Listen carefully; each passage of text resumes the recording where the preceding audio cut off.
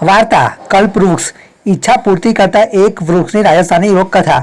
આ કલ્પવૃક્ષની રાજસ્થાની લોકવાર્તા આપને ખૂબ કિંમતી શીખ આપી જાય છે કે વ્યક્તિએ પોતાના વિચારો વિશે કે ઈચ્છાઓ વિશે ખૂબ સાવધાની રાખવી જોઈએ। ક્યારે કઈ વાત પર તથાસ્તુ થઈ જશે એ કોઈને ખબર નથી।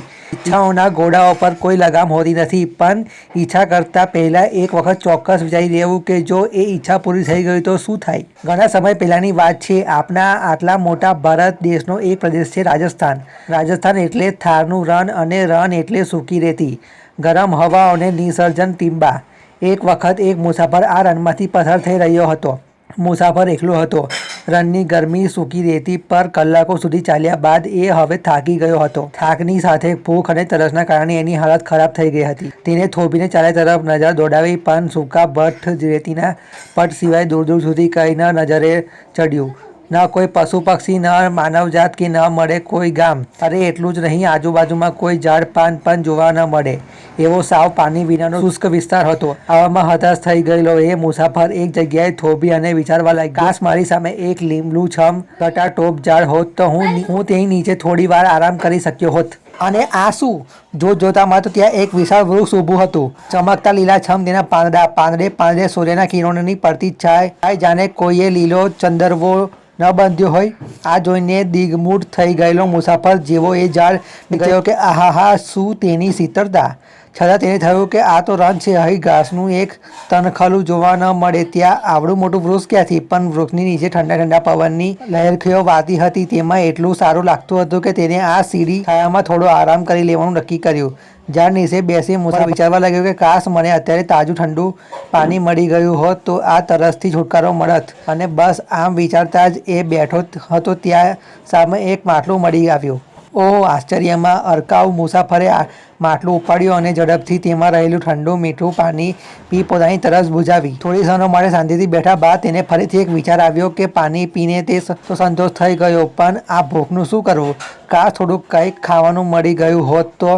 હજી તો આટલું વિચાર્યું ત્યાં તો ભાતની સ્વાદિષ્ટ વાનગીઓની સજ્જ એક થાળી મુસાફર સમક્ષ પ્રગટ થઈ। ભૂખ્યા મુસાફરને તો જાણે ભગવાન મળ્યા। તેને તો ખાવાનું હતું એટલું ખાઈ લીધું। પેટ ભરીને સ્વાદિષ્ટ ભોજન કરી લીધા બાદ મુસાફરની આંખો ઘેરાવા લાગી। આથી તેને એક પલંગ મળે તેવી ઈચ્છા કરી અને તરત જ સામે આવી ગયો રૂના નરમ ગાદલા બિછાવેલો એક પલંગ। આ રજવાડી પલંગ પર પડ્યા મુસાફર વિચારે ચડ્યો કે પલંગ તો આવી ગયો, પણ કાશ કોઈક હોત કે જે મારા ચાલીને થાકી ગયેલા આ પગ દબાવી આપત। અને એવી જ આશા કરી એવી જ ફરી એક સુંદર સ્ત્રી હાજર।